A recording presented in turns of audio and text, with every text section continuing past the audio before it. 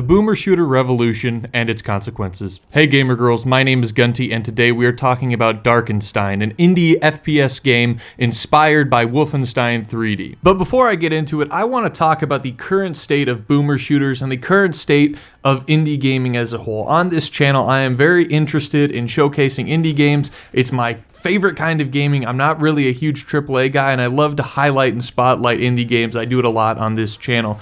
And so one thing I've really noticed over the last couple of years, or really just in the indie game space in general, is the shift towards boomer shooters. You know, in the beginning when indie games were starting to get big, most of the games were 2D platformers because it was real easy to make the sprites. You know, you don't need to know how to use Blender or any complex software, and the coding doesn't have to be that advanced. And we saw a lot of RPG Maker games because that software suite was really helpful in just taking somebody that doesn't really know how to code games but has an idea for an RPG and allowed them to make it. The next big iteration we saw was with engines like Unity becoming more and more easy to use. We saw a lot of indie game horror games where you really just needed to have a 3D environment and an entity to chase you and maybe some kind of minor, thing you needed to do, flipping switches, finding notes, what have you. And that was really taking a hold in the indie game sphere. But in the past, 5 or so years, boomer shooters have been the main thing in indie gaming. Part of that is the software and the ability to make these games has gotten much easier over the last couple of years. And two,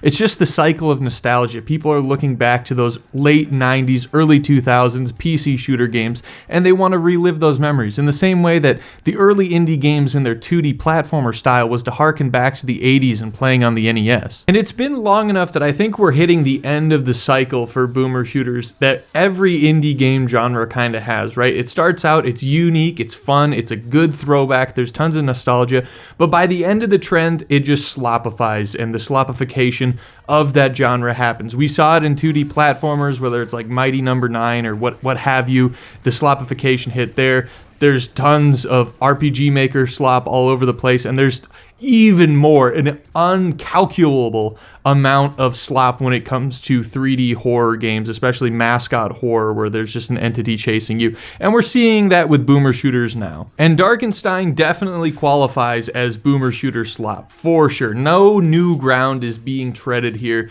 This is just take the formula, throw it out there. And that's not to say that slop is bad, necessarily, right? McDonald's isn't objectively bad. Taco Bell isn't objectively bad. It's not a Michelin star restaurant, but those are two different things. They occupy two different spaces, right? There's Darkenstein on one end of the spectrum, and there's Silent Hill 2, Silent Hill 3 on the other end of the spectrum. They're for different things for different people, and just because they are different doesn't mean that one is bad because it's not the other. I disagree with this idea with slop on the internet that it is categorically bad or that it's missing something, but slop is what it is. It's slop for the piggies, go eat, right? Deadpool versus Wolverine, or whatever that movie is titled, is absolutely slop. Does it mean it's a bad movie? Does it mean it's not a fun movie? Absolutely not. For people that like that kind of stuff, that's what they wanted. That's what they're getting. That's all really slop is. It's just giving the people what they want, regardless of whether or not it makes them,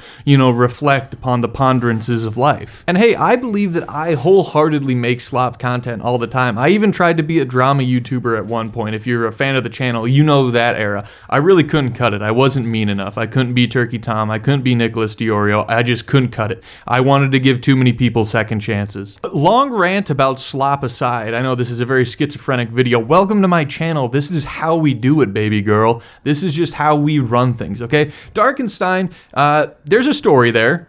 Do you really care about the story? Probably not. It's a boomer shooter. If you care about stories and boomer shooters, you should be playing RPGs instead, or some other kind of game. But the general story is you're a homeless guy in Germany during the big war or what have you, and your dog gets stolen, I think. I honestly can't remember what the story was, but the dog is gone. You're looking for your dog, and you're fighting these undead, sort of Hyperborean, can I even say the word? I'm just going to say German individuals of the 1940s period. So there's these, it's like Wolfenstein. It's Wolfenstein, but new and in 3D and fun. And there's even controller support, which I thought was awesome. And I know a bunch of people are going to come for me in the comments being like, dude, how are you're playing PC games with a controller with all of the added ability that you get with mouse and keyboard. Why would you use a controller? It's quite simple. I like to just sit back and lean back and play video games. I like to put my feet up on my desk. Sue me. I like to relax. I don't like being hunched over, locked in, inches away from the screen. Okay? Sorry. Whatever. So I appreciate that a PC exclusive has controller support. Now, there's a variety of enemy types. Some enemies are just like these blanket zombies that just kind of run at you, and they're just gib fodder, basically, to make you feel better about yourself. There's some minigun enemies, some sniper, some rocket launcher. You get the point. There are these dogs that are kind of... they're too cute, honestly. I feel bad when I kill them, but they're an enemy in this game. There's a good variety, and honestly, they all kind of die a little too easy, and which is weird because I feel like the guns are also a little underpowered because you have a reload mechanic in this game, unlike the actual Wolfenstein. There's no aim down the sights mechanic, but they have reloads, which boomer shooter, I don't know. It's their game. They can do whatever they want. I feel like the reload mechanic is a little lame when you're spraying people with a flamethrower, but whatever you feel like. I feel like the enemies are too easy and the guns are still yet underpowered. I think they're just not satisfying enough. I think there could be maybe something in the sound effects department, maybe increasing the magazine size. I felt like I was reloading a little too much and it was taking me out of the game. I'm like, I'm not playing Insurgency Sandstorm. I'm playing a game called Darkenstein, okay? Let me just shoot people. But hey, it's a free game on Steam. Go out and play it. This is my too long didn't read. It's a fantastic game. It's a fun, just waste some time, especially kind of with spooky season, this sort of, it's not quite a horror game, but there are horror elements in the undead, Hyperborean, 1940s German guy stuff, all right? Some of that late night History Channel, ancient alien stuff, Hyperborea, what have you. There's a bunch of interesting lore here, elements, a lot of Norse mythology, it looks like, but overall, I definitely recommend the game, especially with spooky season coming up, and I read about this game in Bloody Disgusting, which I'm the only boomer that still goes to other websites instead of just looking at websites through other websites, but I read an article about this game. They were basically like, hey, it's a free game, Wolfenstein, and I was like, sold. Get me at it. The game fully isn't out yet as of recording this video. I just played the demo, and I know some people are going to be like, oh, you didn't even play the whole game. It's like, well, the demo is, you get the point. There's not going to be some advanced mechanic or story, something that's missing here. I mean, is some story that's being told through notes in the environment, but who has time to sit and read those when you can go grab more MP40 ammo and shoot the zombie guys? That's what you want to do. I don't want to read. If I wanted to read, I'd get a book, okay? But anyway, thank you for watching this video. It's been Gunty. If you like this video and you want to see more videos about boomer shooters, first-person shooters, indie games, what have you, consider subscribing. You'll get to see a ton more of that. Like this video, comment down below. Let me know what you think about the indie game industry. I'm streaming today. If you're watching this video when this video goes up on the same day, you're probably not, but at 5 p.m. Central Standard Time, I am going to be streaming modded Call of Duty Black Ops 3 Zombies. So if that's something that interests you, stick around, but you'll probably be viewing this video after the stream. But if you are, check out the VOD for that stream and the shorts clips I'll probably make of it, That can help me out too. And if you didn't like this video, as always, you got to leave a dislike and a hate comment.